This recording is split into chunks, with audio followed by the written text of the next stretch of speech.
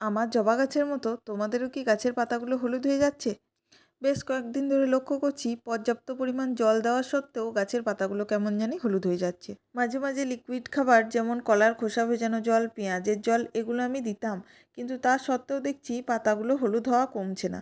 তারপর ভেবে দেখলাম, ও গাছটি তো অনেক দিন রিপোর্টিং করা হয়নি, তাহলে চলো আজ তোমাদের এই রিপোর্টিংয়ের ভিডিওটাই শেয়ার করি। গোড়ার মাটি যাতে নরম হয়ে যায় সেই জন্য আগে থেকেই জল দিয়ে রেখেছিলাম, কিন্তু অনেক টানাটানি ধাক্কাধাক্কির পরেও গাছটাকে আমি তুলতে পারছিলাম না। না, অবশেষে সফল হলাম। একটু জোর করে টান দিতেই মাটি সমেত গাছটা উপড়ে চলে এলো। আর গাছটাতে কিন্তু প্রচুর পরিমাণে শিকড় হয়ে গেছে। অনেক বেশি শিকড় হয়ে যাওয়ার জন্য গাছটা হয়তো ঠিকমতো খাবার জোগাতে পারছে না। খুব ভালোভাবে একটা মাটির মিশ্রণ তৈরি করব, তারপর গাছটিকে টবের মধ্যে বসাবো। তবে জানো তো বন্ধুরা, জবা গাছ এমন একটা গাছ যে খুব অল্প যত্নেই প্রচুর ফুল দিতে পারে।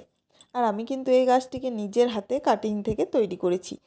সেই ভিডিও আমার এই চ্যানেলেই দেওয়া আছে, তোমরা চাইলে সেটা একবার দেখে নিতে পারো। আর তোমাদের কার কার বাড়িতে জবার কতগুলো ভ্যারাইটি আছে আমাকে অবশ্যই কমেন্ট করে জানিও। আর সত্যি বলতে কি, এই এত রোদে আমার সব গাছগুলোই কেমন জানি ঝিমিয়ে পড়ছে। আমি কিন্তু কিছুটা শিকড়ও কেটে দিচ্ছি।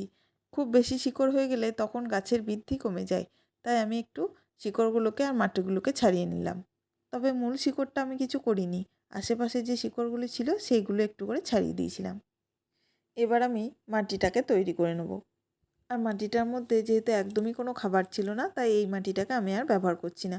আমি এখানে নিয়ে নিয়েছি গার্ডেন সয়েল বা বাগানের মাটি। আর তার সঙ্গে ব্যবহার করছি অর্গ্যানিক ফার্টিলাইজার বা জৈব সার। এখানে ভার্মি কম্পোস্ট বা পাতা পচা সার যার যেটা খুশি সে সেটাই ব্যবহার করতে পারে।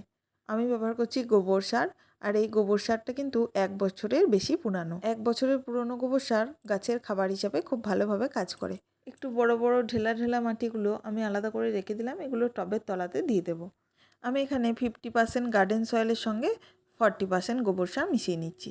আর বাকি 10% নিয়েছি শিংকুচি, হাড় গুঁড়ো, নিম খোল এবং কিছুটা চা পাতা। এখানে তোমরা ডিমের খোসা, কলার খোসা এবং পেঁয়াজের খোসাও ব্যবহার করতে পারো। আর রান্নাঘরের ফেলে দেওয়া জিনিসপত্রগুলো দিয়েও তোমরা মাটি তৈরি করে নিতে পারো। আর মাটি তৈরি করার সময় মাটিটাকে কিন্তু সব উপকরণ দিয়ে খুব ভালোভাবে মেশাতে হবে। আমি এখানে একটা একটা করে উপকরণ ব্যবহার করেছি আর হাতে করে মিশিয়ে দিয়েছি। সবগুলো উপকরণ দেওয়া শেষ। এখন এবার টবের জন্য মাটি ভরবো।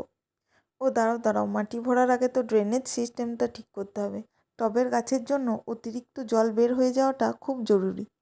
আর সামনেই তো বর্ষাকাল শুরু হচ্ছে, তখন তো টবে প্রচুর পরিমাণে আমাদের জল জমে যায়।